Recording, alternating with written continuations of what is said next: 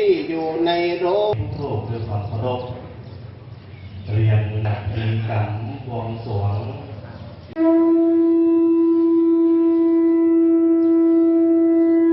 พุทธังอภิปูชยามาสักการะสังฆังข้าพเจ้าจะขอนากรุณาธิคุณผู้เป็นศาสนาสวรรค์ทันตกามาพระบังรีมาโนสถานตนาวันติงนาชาสัพพะโภวิรัตต่างๆมีเครื่องสังเวยควันตนอาตกอุบาสิกาพร้อมปริมาณกรรมกรสัพพะทานาเมเตปิตุนะโมพุทธรัตนิสนังวาสยานังวารติมาอุปาสังฆะเดอุปานายกกับชื่นเจยบานขนมต้มแดงข่าวเลยอ้อมทุกสิ่งขอโปรยดอกไม้มงคลนะครับ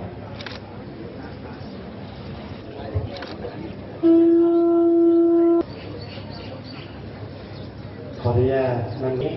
จากทุกผู้งานนะครับขอพรเราไปทำอะไรทีถ้าใหญ่เทียบก็ดีเราว่าเยอะอย่างเรื่อยครับเดี๋ยวให้สตาร์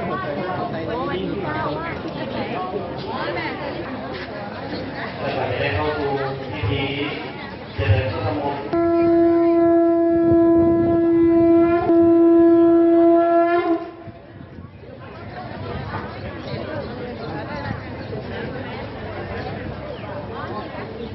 ในส่วนของ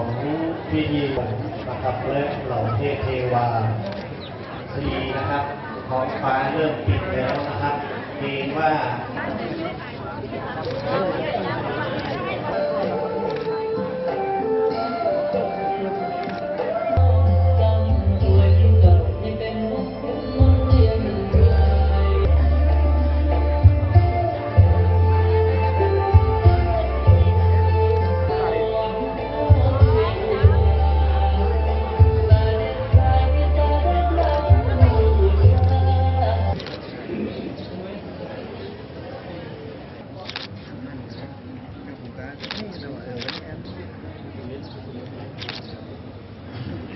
ธัมมังสารนังคัจฉามิสังฆังสรณังคัจฉามิ ธัมมานิสิกขาปะทังสัมมาทิยามินี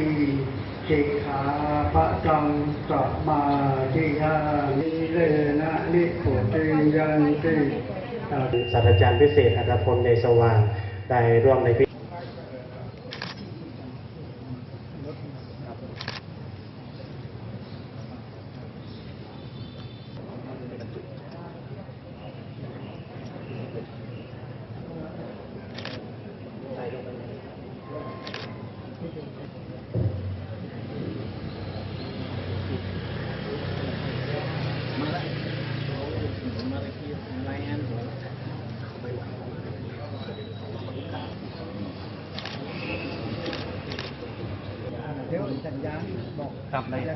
เชิญผู้ที่อยู่ในพิธีทุกท่านได้ประนมมือขึ้นนะครับเพื่อประถมในโอกาสนี้นะครับเชิญผู้ที่อยู่ในพิธีทุกท่านได้ประนมมือขึ้นได้มีได้ง่ายๆนะครับ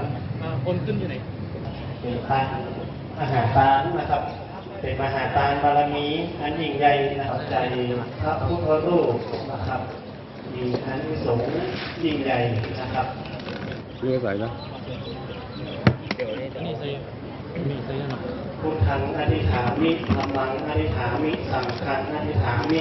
ที่จังวัฏนิพพานังทุกทางถึงพระธรรมการอธิษฐานถึงพระสงฆ์ขออำนาจบุตรเกี่ยวพร้อมเลยเขาปิดทั้งสองรถ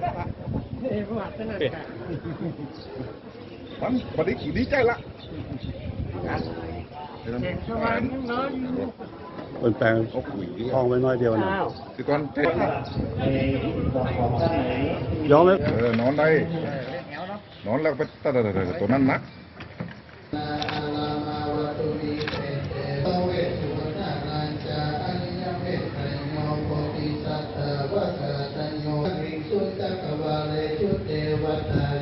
พระเดชพระคุณท่านเอกยานาเอพีกับรัตนาด้วยความเคารพอย่างสูงครับ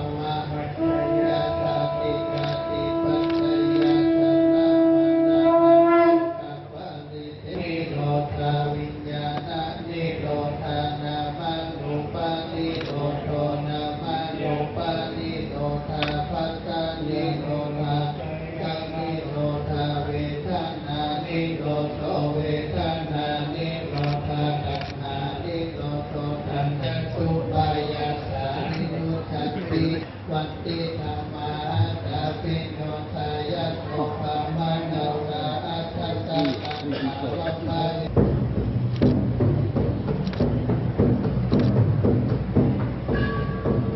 เอติเตปะทาวิปุตตะเตอะปิสิเกตัสสะพุทธา